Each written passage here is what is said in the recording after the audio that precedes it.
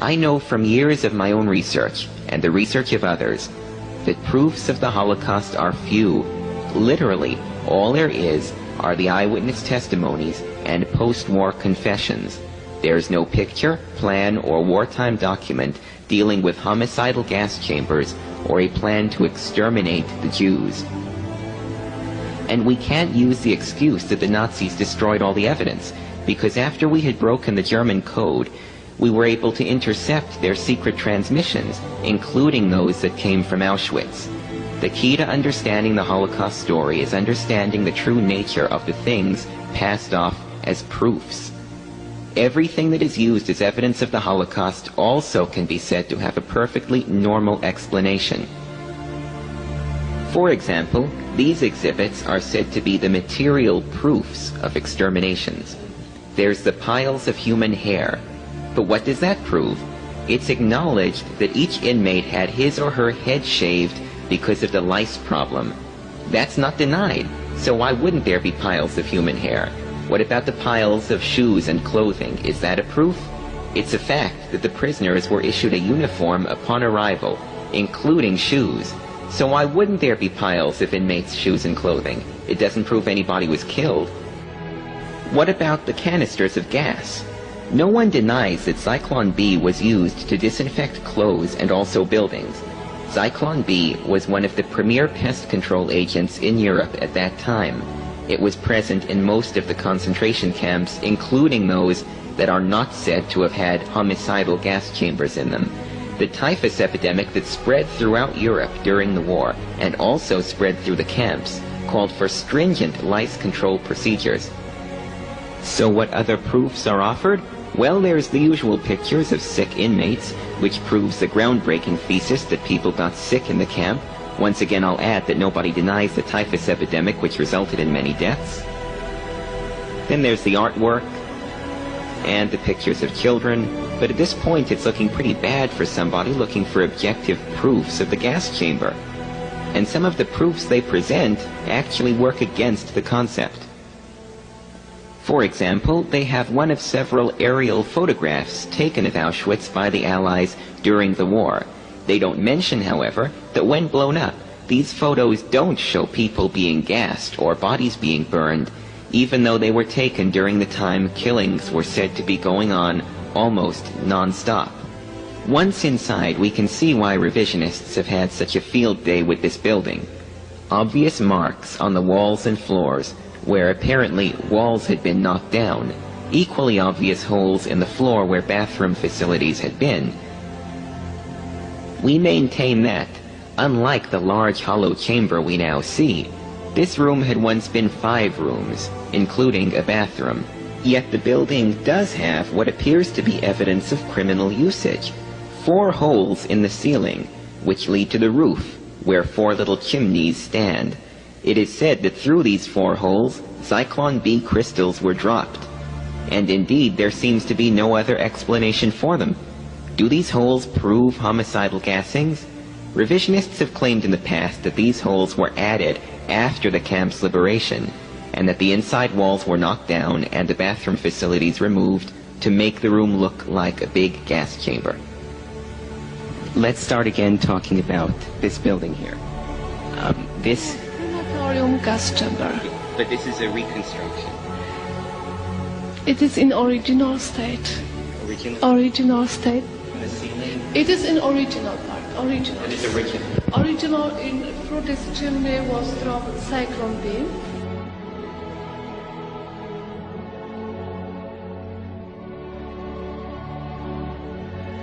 Are those the original holes in the ceiling? No. They've been rebuilt? Yes. Okay.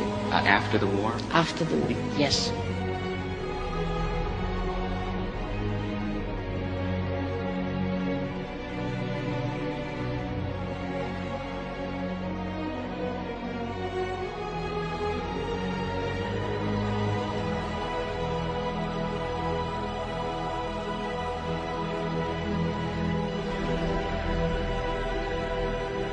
This is Auschwitz-Birkenau in an Allied aerial photo from September 1944. the train that would come up carrying the doomed inmates. You would have thousands of inmates being marched off the trains into one of these two gas chambers in full view of the entire camp. This was a spectacle that nobody at the camp could miss. They would see thousands of people marching into those buildings and nobody coming out. These were gas chambers that were not isolated from anyone, and indeed, when these aerial photographs were released in the late 70s, they contradicted many supposed eyewitness claims about how the Nazis had tried to camouflage the gas chambers at Birkenau. Another question that should be asked: is there any Zyklon B residue in the gas chamber, knowing that cyanide gas would in fact leave a residue? In 1988, execution equipment expert Fred Lucher conducted forensic examinations on the gas chambers at Auschwitz. To answer that question, he took samples from the 4 gas chambers at Birkenau, the one at the main camp, and a control sample from one of the disinfestation chambers that we know did use Zyklon B. Now, the gas chamber samples showed almost no appreciable traces, whereas the disinfestation sample literally went right off the scale. In 1990, the Institute of Forensic Research in Krakow decided to conduct their own forensic tests to see if they could refute Fred Lucher's findings, and their own tests got back the same results. With the exception of the video photographer, I brought the same things that I would have normally brought to a prison in the United States if I was doing a survey of their equipment. The draftsman was there to take and verify measurements. The drawings were made on site and then reproduced when we returned to the United States to document everything we saw. I personally made photographs and produced a great deal of photographic evidence of the hardware and facilities that we found in Poland. And the video photographer, which was not a normal thing for me, was brought to document the fact that the forensic samples that I removed from the facilities, the control sample from delousing facility number 1 at Birkenau, and all of the other samples from the alleged gas execution rooms were properly taken, packaged for submission to the laboratories. I examined the facilities and I made a determination that they were incapable of supporting the use of hydrogen cyanide gas for purposes of execution or otherwise. But additionally, it would be necessary to remove samples, return them to the United States for testing at an independent laboratory to in fact confirm what my visual inspection indicated, that these facilities never in fact contained hydrogen cyanide gas. What, aside from the samples, convinced you that these facilities could not have been used then or now as execution facilities? The samples in my mind were mainly corroborative. The reasons that I determined that these facilities were not or never could have been gas execution facilities are stated in my report. And it mainly is concerned with the design and fabrication of these facilities. The requirements necessary in the design of a facility that contains a highly explosive and highly poisonous gas.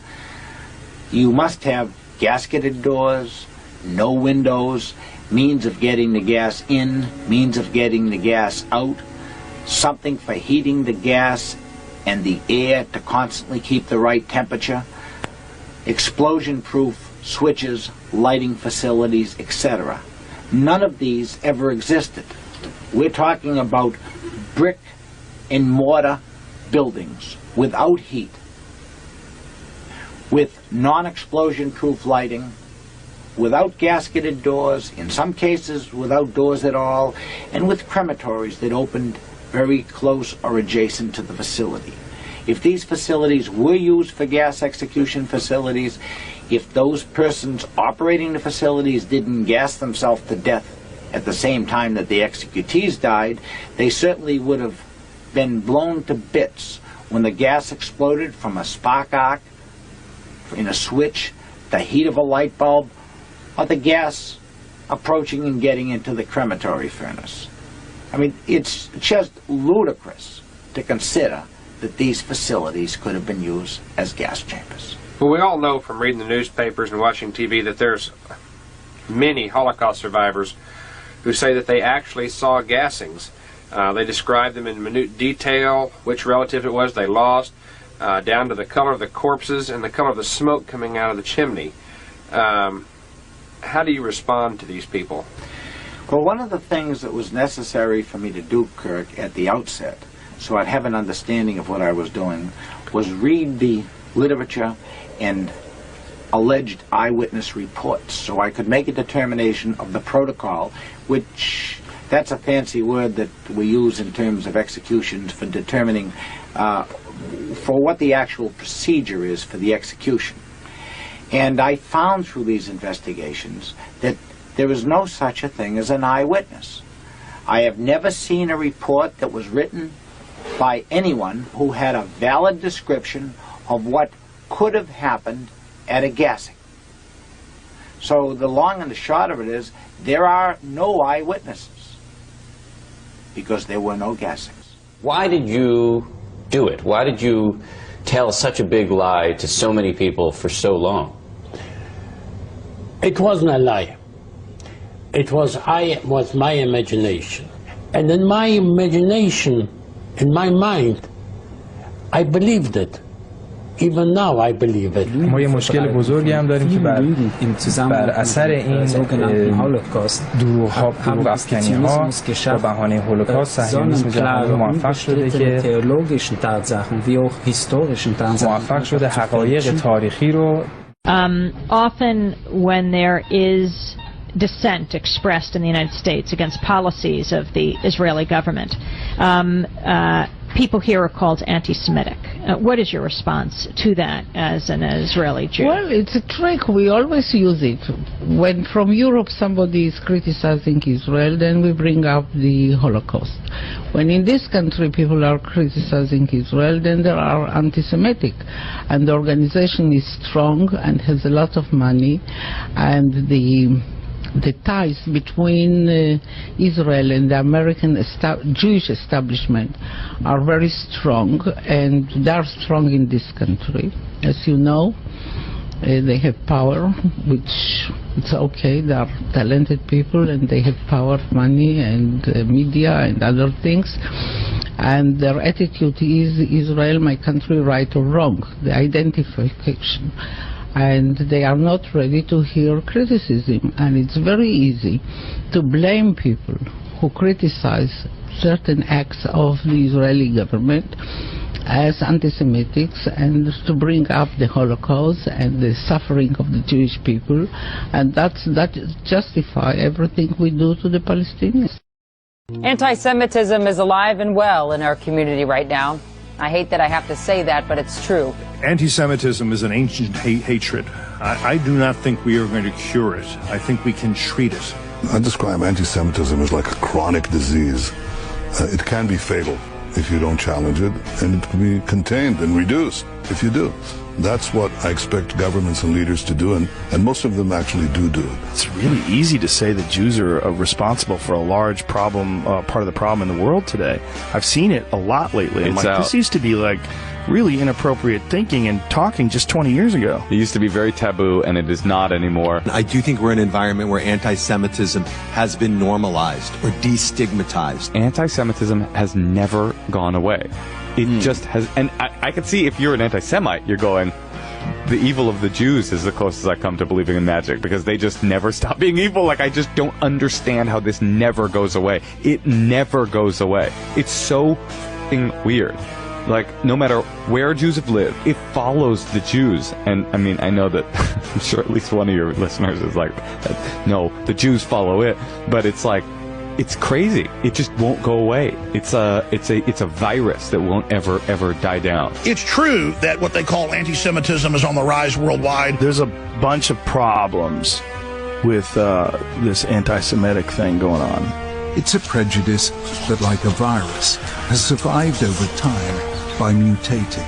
Conspiracy-minded thinking The idea that they're Jews are a secret power that control the world, something that we see both on the right and the left, is rising. And in a politics where there's no healthy middle ground, where there's no center, and where the lunatic fringe is rising on the left and on the right, you kind of have a perfect storm. The left that is extremely anti-Israel.